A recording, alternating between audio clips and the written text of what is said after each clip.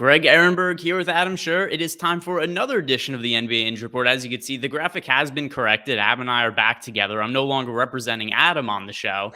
I don't know that Adam knows what happened yesterday, but we didn't have a graphic for Lofty and I together. So I was like, whatever, I'll just be you and it'll be funny and just pretend I'm you. So we plugged your Twitter handle during it. Don't know if it helped at all, but here we are. That explains why I lost 100 followers yesterday. Yeah, that's exactly why, because we came out and just told people to play all the value plays on the Nets, and then most of them pretty much sucked. But for today, like the video, subscribe to the YouTube channel. Anything changed on the injury report, leave a comment below, ask a question, and we'll dive into today's slate, starting with the Indiana Pacers. Malcolm Brogdon is questionable. He returned last game, but didn't go particularly well. Re-injured himself during the game, wasn't able to finish. Part of that also might have been because of what the score was. It was fairly lopsided. But if Brogdon is back in the rotation for real for the entirety of this game, how does that impact the other guys on the Pacers? I think it makes most of the team pretty close to unplayable. I actually don't think he has a huge impact on this game one way or the other. But if he's in, like Miles Turner still looks okay one way or the other. Sabonis still looks okay one way or the other, but not great. I think the biggest impact is if he's in, it's really tough to justify $8,300 for Caris LeVert. If Brogdon is out, LeVert's actually the one that we've seen take a really big step when it's just LeVert and Sabonis on the floor. In the past, that used to be Sabonis, but this year it's been LeVert taking on a bigger role as a playmaker. LeVert has a 30+% usage rate. So I think you could consider getting there at $8,300 if Brogdon is out. With LeVert back, with Duarte back, I don't think it matters for guys like Sykes, Washington, Stevenson. Yeah, guys they've already been priced up a little bit, but also players that we're expecting to regress at some point. And then also you just getting these Pacers guys back, it's going to take them out of the mix. The next injury situation, and this one is a little more significant for the Toronto Raptors. We have Scottie Barnes and Gary Trent, both questionable to play. Fred VanVleet, we talked about him the other day, the kind of heater he's been on, cooled off a little bit last game, but overall over the last few weeks, it's been pretty crazy high level of play from Fred VanVleet. Who would you be looking at on the Raptors if there's no Barnes and or Trent today? Yeah, I think it's going back to the front court if that's the case, because 2 games in a row now, we've seen 48 minutes split between Khem Birch and Precious Achiuwa. 2 games ago, it was 27 minutes for Achiuwa off the bench because Birch dealt with some foul trouble. Last game, it was about 26 for Birch and 22 for Achiuwa. They're both really cheap centers on DraftKings that I wouldn't mind getting to, obviously not in the same lineup. But then also you have a $5,400 Chris Boucher who played 26 minutes 2 games ago and then played even more than that last game. I don't remember the number off the top of my head, but I do know that it was a lot. So I think that at 5,400, you could see a lot of playing time from him again. He played 37 minutes in the last game.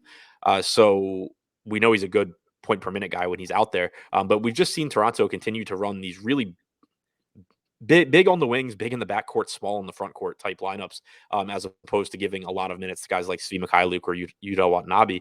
I assume that they'll continue doing that if Barnes and Trent are out tonight. Yeah, and then something else as it pertains to Yuta Watanabe, he's been playing really limited minutes coming back from COVID. Maybe he's able to play a few more minutes, but either way, it's not enough to really be totally relevant when there are still some of the other stars available for the Toronto Raptors. The next injury situation, the Orlando Magic. Mo Bamba is questionable. Wendell Carter Jr. is out. Jalen Suggs returning to the team, but coming off the bench, going to be limited minutes. So he in himself is not going to be viable, but could take some minutes away from Cole Anthony or other guys in the Orlando Magic backcourt. But what do you make of this front court, Wendell Carter Jr. out and Bamba being questionable? Yeah, I'm interested in whoever starts at center. If Bamba starts at 5,800, I think it's likely that you're getting around 28 minutes from him, but certainly could play more. And it's a fantastic matchup against a Charlotte team that doesn't do a whole lot well other than score, and they play at a fast pace. So Bamba would look good. If Bamba is out and you are getting Robin Lopez in the starting lineup again, he's only 4,400. He would look like a very good value once again. Played about 31 minutes against Washington in his last start, if I remember correctly. And he's been playing 30+ minutes in most starts this year. So whoever's starting at center, I think looks pretty good tonight.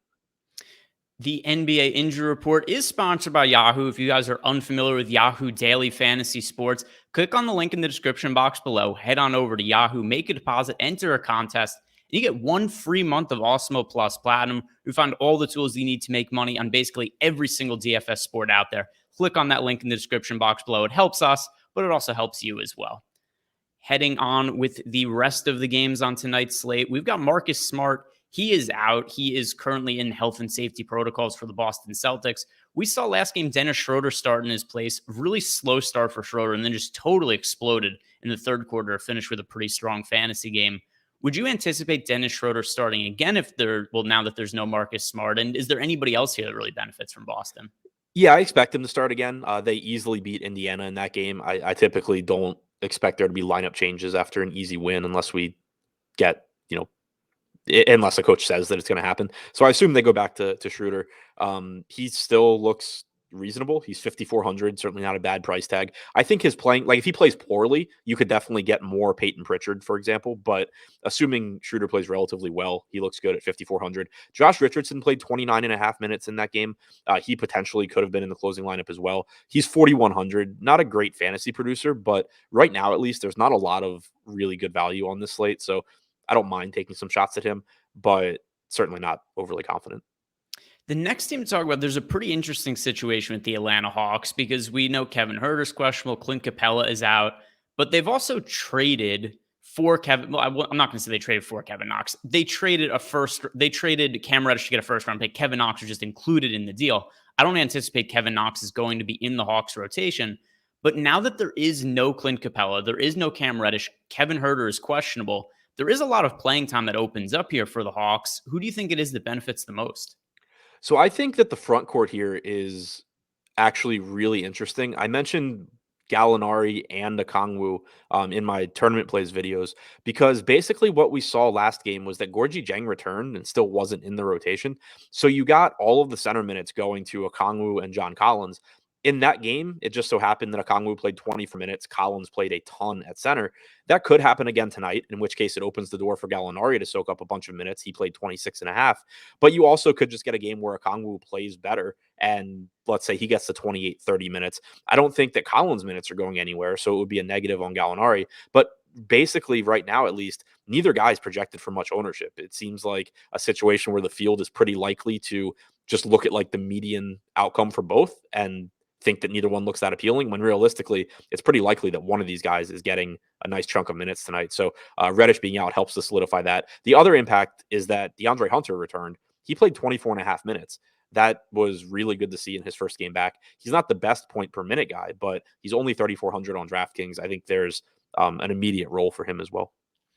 And the final injury spot to talk about is on the other side of this game, the Atlanta Hawks taking on the Miami Heat. And we might finally have Jimmy Butler back in action. Butler's only played something like 6 games over the last month and a half.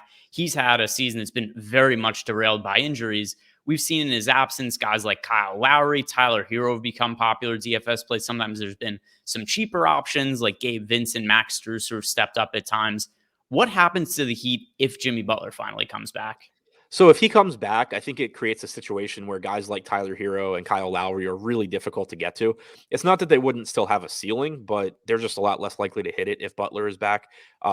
If he's out, they both still, I wouldn't say are priorities, but we know that they both have high ceilings. And then also you would want to pay attention to what happens in the starting lineup because we've had Duncan Robinson coming off the bench. He basically played 32 minutes behind Max Strus, who played like 16 minutes last game.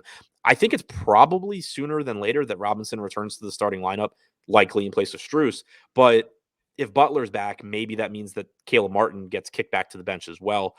If Caleb Martin is starting, he's a decent value at 4,600. If he's coming off the bench, I'm not particularly interested. So Butler returning would have a potential impact there as well. That is going to do it for us today, guys. And that's going to do it for us for the rest of the week. We'll be back on Monday. Until then, like this video, subscribe to the YouTube channel. Good luck and have a nice weekend, everybody.